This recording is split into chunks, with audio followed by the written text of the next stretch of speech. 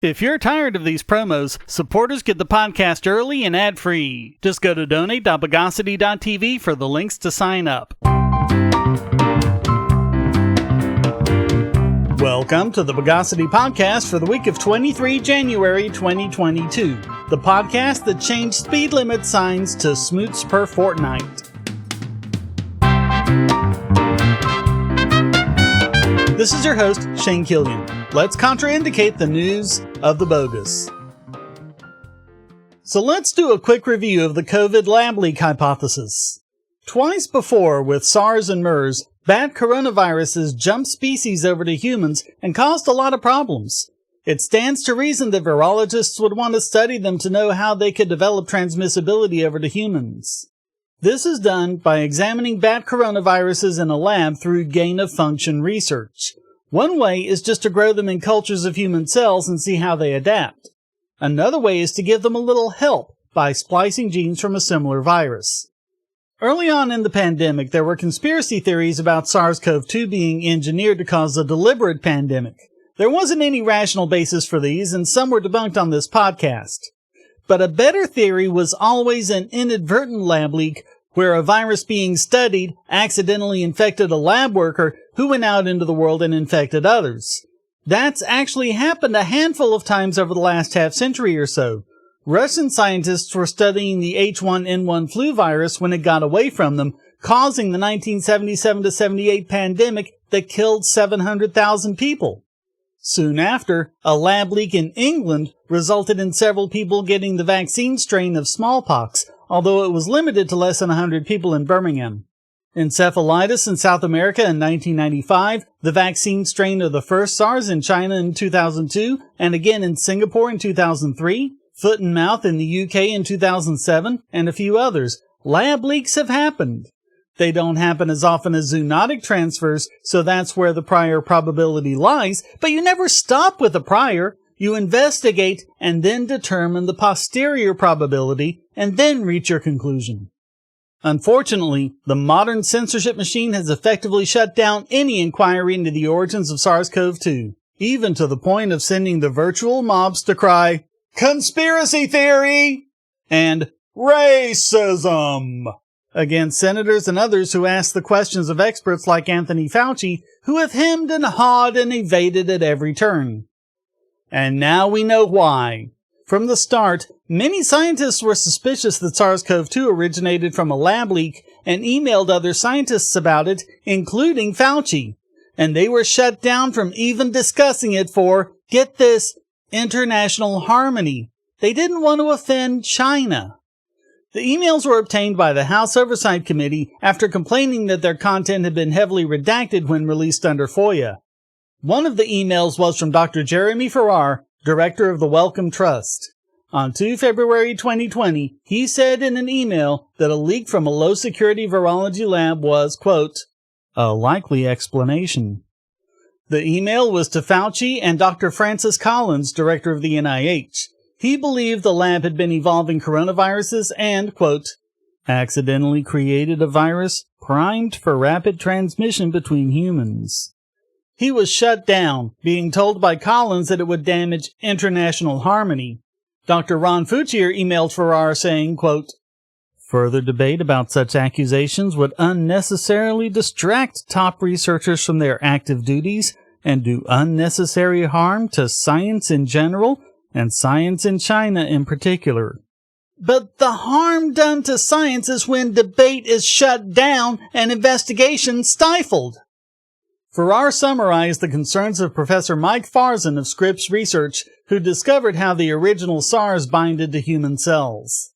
His concern involved the furin cleavage site, a part of the spike protein which helps it enter human cells. Farrar said, quote, he is bothered by the furin site and has a hard time explaining that as an event outside the lab, though there are possible ways in nature, but highly unlikely. I think this becomes a question of how do you put all this together, whether you believe in this series of coincidences, what you know of the lab in Wuhan, how much could be in nature, accidental release, or natural event. I am 70-30 or 60-40. Eddie Holmes of the University of Sydney also gave it 60-40. Professor Bob Gary of the University of Texas said, quote, "I just can't figure out how this gets accomplished in nature." Professor Andrew Rambold of the University of Edinburgh said that the furring cleavage site, quote, "strikes me as unusual. I think the only people with sufficient information or access to samples to address it would be the teams working in Wuhan." These emails show that as early as 2 February 2020, scientists connected with the US and UK governments were working to shut down all debate into the mere possibility of a lab leak. The institutions which have held the emails, many of them public, have resisted efforts to have them published. In particular, the University of Edinburgh turned down a FOIA request from the Telegraph saying, quote, "Discourse would be likely to endanger the physical or mental health and safety of individuals."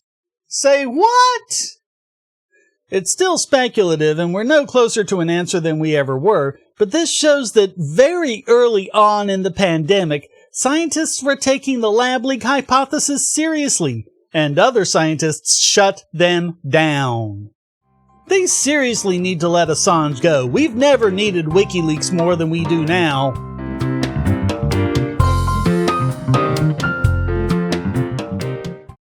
If you're looking for a way to support this channel, but you don't have any spare cash and you can't stand ads, you can do so by generating your own cryptocurrency. Use the links at the bottom of the description to follow the link to Odyssey.com to listen to the podcast and see all of my YouTube videos as well. Just watching videos will produce cryptocurrency for the creator and yourself. And since Odyssey is always monetized and never censored, you'll have no problem seeing all the videos from your favorite creators. You can also use the library credits you created Odyssey to tip creators and even purchase paid content. Earn library credits through various rewards, including daily view rewards and the number of shares and invites. And you can interact with creators in all sorts of ways, including like and dislike, comment, boost a post by supporting it, repost it, and share to other sites, all while earning crypto for the creator. Easily monetize yourself and your favorite creators using cryptocurrency, without advertising. Use the link below to visit this channel on Odyssey.com and see many of your other favorites there as well. A report from the Senate Committee on Small Business and Entrepreneurship has released a much-needed report called The Hidden Tax: Inflation's Effect on American Families and Small Businesses. Compiled by Ranking Member Rand Paul, it uses data from the Bureau of Labor Statistics regarding the Consumer Price Index, which, as we covered, rose 7% in the year prior to December 2022, the largest increase in 4 decades. It also looks at the Producer Price Index, the prices that businesses have to pay for various goods and services, and found that for them, prices rose 9.7% over 2021, the largest calendar year increase in the history of the index. The report goes over several points, the first being the main culprit, COVID-19 stimulus. Quote, "The Federal Reserve Bank of San Francisco published a study in October 2021 looking at the effects of the American Rescue Plan on price increases. This study concluded that the $1.9 trillion package, representing just a fraction of the total funds spent on COVID relief, pushed prices at least 0.3 percentage points higher. The Federal Reserve has indicated in its December 2021 meeting that they will end their period of COVID stimulus and focus on fighting inflation." The second point is, quote, "Inflation disproportionately harms low and middle income families." It mentions that 71% of households making under $40,000 have indicated financial hardships from rising prices, and that low and middle income families spend a greater portion of their income on high inflation items like gasoline, used cars, and food. The third is that inflation disproportionately harms small businesses. 82% of small businesses reported raising prices, 42% by 20% or more, and 45% reported taking out a loan to cope with rising producer prices, while the largest corporations report consistent profit margins. Quote, "This report concludes that, though no formal tax has been levied to pay for the government's recent spending trends, a hidden regressive tax has been levied on the American public, charging more from low and middle income families and small businesses and less from wealthy families and big businesses." The report also says, quote, While various groups and pundits have tried labeling the recent increases as transitory or temporary, Federal Reserve policymakers indicated in December that they would begin to combat rising prices, marking an end to their era of pandemic-related stimulus efforts. Interest rates, which are currently set near zero to encourage employment, are expected to rise 3 or 4 times throughout the course of this year in an effort to combat inflation. In addition to signaling rising rates, Federal Reserve policymakers also put an abrupt end to the bond buying program, which the Federal Reserve had been using to shovel money into the economy to encourage spending. This program will come to a complete halt by March of 2022. These actions signaled by the Federal Reserve's December meeting seem to suggest the Federal Reserve's skepticism of the transitory nature of rising prices. Considering that it took until now for them to consider it, when they should have done it 13 years ago to fix the financial system, this is really saying something. They apparently don't think they can kick the can down the road anymore. As for small businesses, quote, the National Federation of Independent Business reported in their monthly survey that 54% of surveyed businesses plan on increasing prices in the near future. The U.S. Chamber of Commerce Small Business Index found that, in efforts to mitigate the effects of inflation, 45% of small business owners have reported taking a loan to cope with the effects of inflation, and 41% have reported decreasing the size of their labor force. While larger businesses have the economies of scale necessary to adapt to changing conditions and access to inexpensive capital to help them do it, small businesses often operate with thin margins and are often financed with the personal assets of its owner. Sustained inflation is more likely a fatal blow to small businesses squeaking by than larger corporations entrenched in their economies of scale. The report does a good job of explaining why inflation is a hidden regressive tax. Quote, $4.9 trillion in COVID-19 stimulus spending has led to one of the highest and sustained levels of inflation in U.S. history. Though government stimulus spending was intended as a form of relief, and low and middle income families as well as small business owners were promised that their taxes would not increase as a result of these packages, Americans are now paying a hidden tax for these policies. This price of these measures is high to all, but low and middle income households and small business owners are responsible for a higher share than their wealthy counterparts. Further spending in this time of rapidly rising prices is to impose an even higher tax on this nation's already vulnerable small business owners and low and middle income families. In the words of Milton Friedman, there is no such thing as a free lunch. Actually, Robert Heinlein said it before Friedman, but whatever. It's nice to see that someone in the government has a lick of sense about this. Not that anyone in the news media is pointing this out. I did a Google News search for the title of this report, 0 results. A more general search bore better fruits, but none in the mainstream media like CNN or MSNBC. Meanwhile, a search for Biden and inflation results in Biden putting sole blame on the Fed and headlines such as this one in the New York Times. As prices rise due to inflation, Biden turns to antitrust enforcers. So in all likelihood, very few people will even know about this. They'll only hear the blame being put on evil, greedy capitalism, as usual.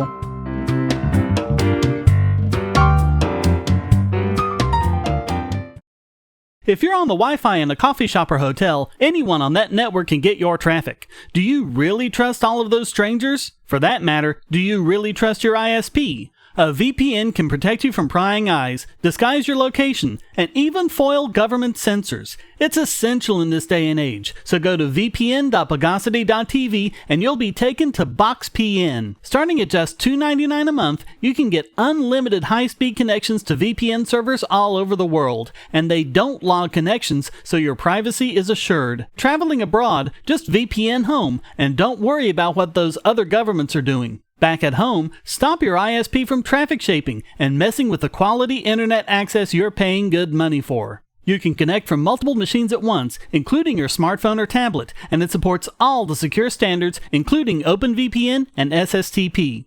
Bypass censors and surveillance with your own secure VPN connection. Go to vpn.bogosity.tv.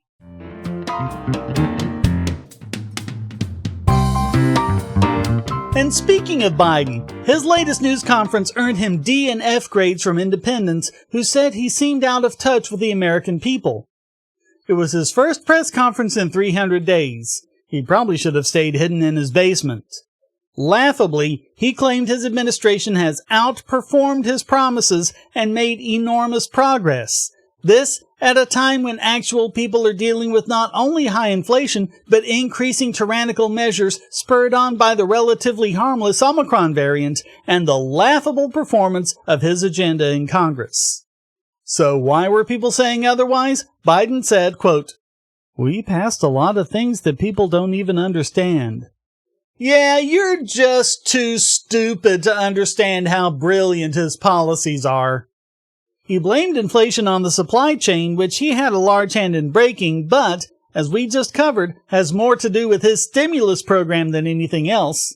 He kept pretending that the problems were somehow the result of COVID itself rather than his policies and the policies of other Democrats such as Gavin Newsom.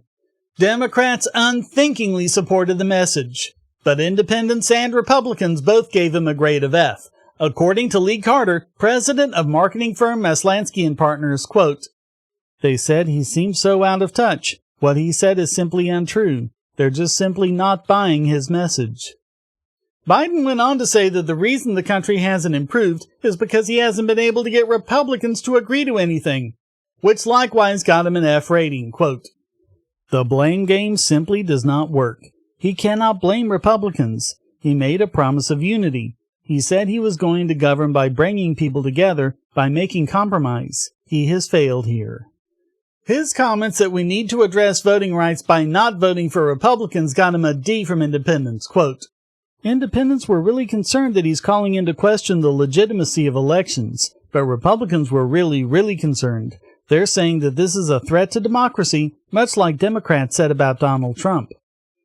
Biden also claimed that COVID had little impact on education, a claim which even Democrats gave him a C. Quote, "The way he pushes back and was saying it's not really an issue makes people say, 'You don't understand me. You seem out of touch.' And that's not something that people have said about Biden before. He's seeming very much like he's in the Washington, D.C. bubble and not living in the world that the rest of us are."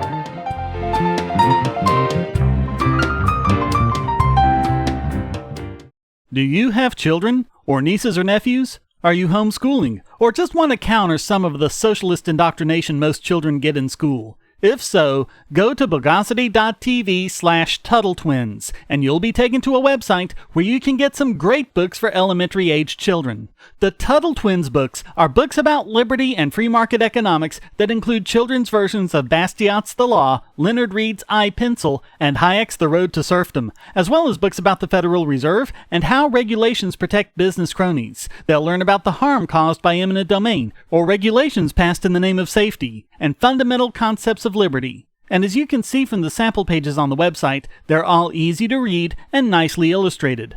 They're just $9.99 a piece, or get a special discount as well as free bonuses when you purchase all 5. You can even buy in bulk to donate to schools and local libraries. So get the Tuttle Twins books at Bogosity.tv/TuttleTwins.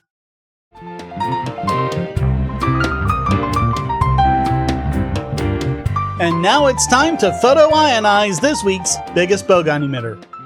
One of the big headlines going around is a letter from 270 doctors calling out Joe Rogan as a, quote, menace to public health, and calling for Spotify to cancel his podcast. No word on how many of them were named Steve. They claim that Rogan, quote, has a concerning history of broadcasting misinformation, particularly regarding the COVID-19 pandemic. By allowing the propagation of false and societally harmful assertions, Spotify is enabling its hosted media to damage public trust in scientific research and sow doubt in the credibility of data-driven guidance offered by medical professionals. They also said, quote, we are calling on Spotify to take action against the mass misinformation events which continue to occur on its platform. As physicians, we bear the arduous weight of a pandemic that has stretched our medical systems to their limits and only stands to be exacerbated by the anti-vaccination sentiment woven into this and other episodes of Rogan's podcast. Turns out that claim is pants on fire. Jordan Schachtel examined this list of 270 doctors and found that most of them actually weren't. In fact, Only about 100 of them even have an MD, and most of those aren't even practicing physicians, but work in academia. So it turns out people accusing others of spreading misinformation are themselves spreading misinformation. Who'da thunk? Schachtel wrote, "Paradoxically, the disseminators of this petition are guilty of the very misinformation label that they've attached to Rogan.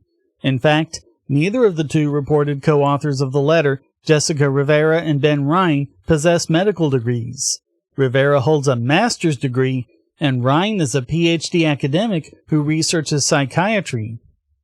The letter is also signed by 50 PhD academics, 60 or so college professors, 29 nurses, 10 students, 4 medical residents, and even some podcast hosts.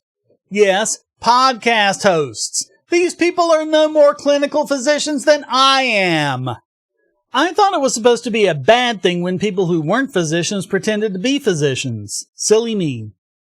Quote, "Notably, there is no information on who or what group is behind the creation and circulation of the open letter. Rivera, the reported lead author of the letter, is associated with the far-left Rockefeller Foundation and The Atlantic, and she is a CNN contributor." Of course, no one in the mainstream media or in the censorship wing of big tech did anything to verify that the people who signed the letter as physicians were, in fact, physicians. They just credulously passed it along as fact because it fit their agenda.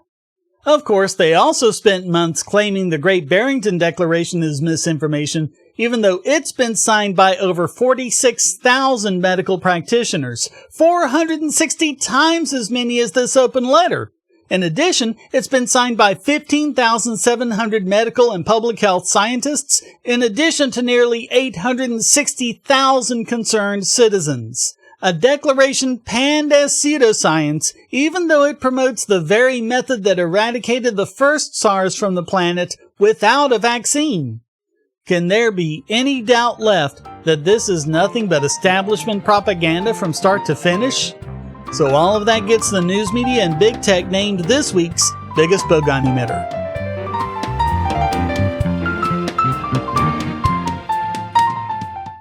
I want to tell you about the eyeglasses I've been wearing for years. As people can see on my videos, I have a very strong prescription, which makes glasses more expensive, especially when I need computer glasses, reading glasses, prescription sunglasses, and most expensively, progressive lenses for general everyday wear. To save money while still getting quality glasses, I get them from Firmoo. In fact, I just got a pair of progressives with high-index aspherical lenses and a nice pair of frames my wife loves for just over $100. It would have been $500 to get them through my eye doctor. Not only do they look good, the glasses are durable. I've worn many pairs for several years without problems. All orders come with a 30-day return policy, a 3-month warranty, and one-on-one customer service. Go to Firmoo, that's FIRMOO.Bogosity.tv anytime you need quality glasses at a low price. Once again, that's Firmoo.Bogosity.tv.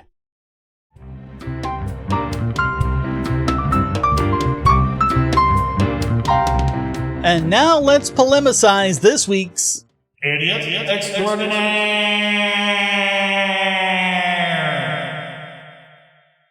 And this week it goes to publishing giant Axel Springer, the largest media publishing house in Europe, for losing a ridiculous lawsuit against the makers of AdBlock Plus, who said that their ad blocker was, get this, copyright infringement. The claim was so stupid even a European court threw it out.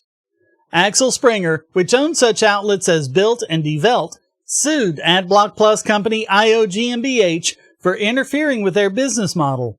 After going all the way up to the German Supreme Court, in April 2018, IO was found not to be in breach of competition law. The fact that it made it all the way up to the Supreme Court should tell you everything you need to know about how bogus competition laws are, but anyway. So in 2019, Axel Springer sued again, this time under Europe's onerous and wide-reaching copyright laws, claiming that the software, quote, changed the programming code of websites, thus directly accessing the legally protected offer of publishers. They were able to make this stupid argument because of another stupid argument the European courts held back in 2012, where it found that software capable of changing code in a Sony PlayStation Portable to enable cheats was infringing because it was a revision of the software, even though it wasn't in any way redistributed. It's a bit like suing someone for writing in the margin of a book they purchased. But here, it's even stupider because nothing about AdBlock Plus, or any other ad blocker for that matter, makes any changes to the code of a website. Axel Springer claims that the software interferes with the display of copyrighted content in a browser, but the Hamburg Regional Court has handed down a ruling that just isn't copyright infringement. Quote, "The defendants have not infringed the plaintiff's rights to the programs for creating the web pages. The defendants are not, together with the respective user, accessories to copyright infringement." HTML files and other elements of a web page are loaded into the user's memory when a web page is accessed, but the user has the publisher's consent to do so. AdBlock Plus doesn't change any of that code, only how it is ultimately displayed. Only a change to the program itself would be an infringement. But the program is way back on the server, way beyond the reach of AdBlock Plus or any other browser extension. The court said that if they ruled with Axel Springer, it would represent a, quote, disproportionate encroachment on the freedom of users to make various choices, including not loading images to save bandwidth, or to deactivate scripting, or to block trackers or malware. It would also declare that translation tools and aids for the visually impaired would count as infringing, although we've actually seen that before. Of course, the real reason why this should be allowed is that if you own the device, you should have absolute 100% control over what is and is not allowed to run on it. But governments always put the needs of their big corporate cronies over the principles of individual property rights. Till Fida, CEO of IO, said, quote, "The Hamburg Regional Court sets an important precedent here. No company has the right to prohibit users from setting their own browser settings. The ruling also gives many companies the legal certainty they need to continue developing applications that change users' lives for the better." Axel Springer has said they'll appeal, because of course they will. So now it's going to the same court that ruled on the PlayStation case. They're also the ones who said that downloading YouTube videos is a circumvention of copyright protections. Maybe they figure the fix is already in. Time will tell. Of course, it might be a lot cheaper for them to just make the ads a lot easier for users to deal with, not intrusive, not loaded with trackers and malware, not auto-playing audio and video, and not slowing down the browser. So all of that makes Axel Springer this week's Idiot Extraordinaire.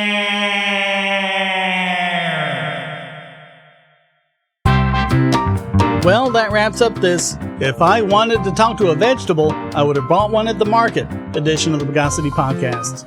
I hope you enjoyed it. If you did, please go to donate.bogosity.tv for several ways to support, and discord.bogosity.tv to join the discussion. Subscribe at Patreon or Subscribestar, and you can listen early and ad-free. Thank you for listening. Next week is the 5th weekend in the month, so that means no podcast. We'll see you in 2 weeks. Until then, here's a quote from Pat Condell.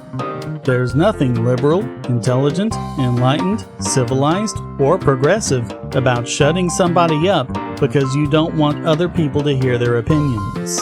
The Bogosity podcast is licensed under Creative Commons Attribution Non-Commercial No Derivatives 4.0 International License.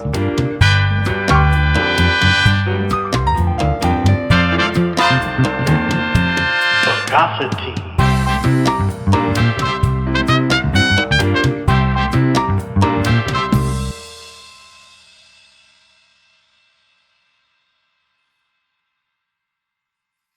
We live in a world where light bulbs connect to the internet, and recent attacks on them prove that your online security is under threat like never before. Not only your websites, but the internet-enabled devices you buy. And the biggest problem is weak passwords. That's why you need LastPass. LastPass allows you to randomly generate strong, unique passwords on the web and on your internet-enabled devices, all protected by one master password. LastPass sets up in minutes and gives you secure automatic logins throughout the web, synchronizing across all your browsers, all your computers, and even your mobile devices, at home, at work, or on the road. It even securely stores sensitive form data, including credit card numbers, backup sensitive documents, software licenses, Wi-Fi logins, and more. And with LastPass Premium, you can get these benefits on other applications, manage passwords for your entire family, and also get priority customer support. Sign up at password.bogosity.tv for a free month of LastPass Premium. Log in securely everywhere using the last password you'll ever have to remember. Go to password.bogosity.tv and get LastPass now.